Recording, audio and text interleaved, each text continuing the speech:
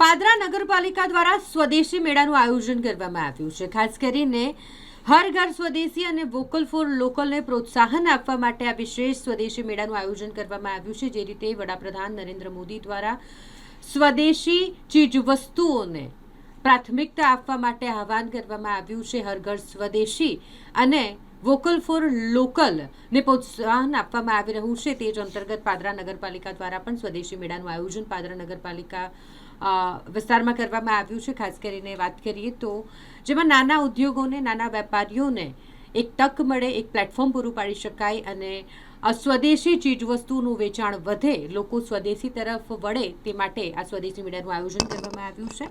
વિશેષ આ સ્વદેશી મેળો યોજવામાં આવ્યો હોય જેનું ઉદ્ઘાટન પાદરા નગરપાલિકાના પ્રમુખ દ્વારા કરવામાં આવ્યું છે। ઉપપ્રમુખ સહિતના તમામ જે નગરપાલિકાના સદસ્યો છે તેઓ પણ આ પ્રસંગે ઉપસ્થિત રહ્યા હતા। આ સ્વદેશી મેળાનું આયોજન જેનો આજે શુભારંભ કરવામાં આવ્યું છે તે આગામી 10 દિવસ એટલે કે 18 માર્ચ સુધી ચાલશે। પાદરા ગજાનન સોસાયટી પાસે નાના કુંભારવાડા ખાતે આ વિશેષ આયોજન સ્વદેશી મેળાનું કરવામાં આવ્યું છે, જ્યાં પાદરાના અલગ અલગ નાના મોટા જે વેપારીઓ છે તેમના સ્ટોલ લગાવવામાં આવ્યા છે। જે સ્વદેશી ચીજ વસ્તુઓ છે તેનું વેચાણ અને પ્રદર્શન આ સ્વદેશી મેળા ખાતે શરૂ થઈ ગયું છે।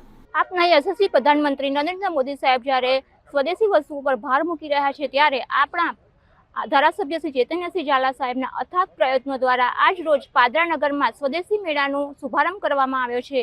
આ મેળામાં નાના લઘુ ઉદ્યોગકારોને પ્રોત્સાહન મળે અને વેપારીઓની સ્થિતિ મજબૂત થાય તેનો મુખ્ય ઉદ્દેશ છે। આ મેળામાં લઘુ ઉદ્યોગકારોની નાની મોટી ઘર વપરાશની વસ્તુઓ તેમજ હસ્તકળાની વસ્તુઓનું વેચાણ કરવામાં આવે છે।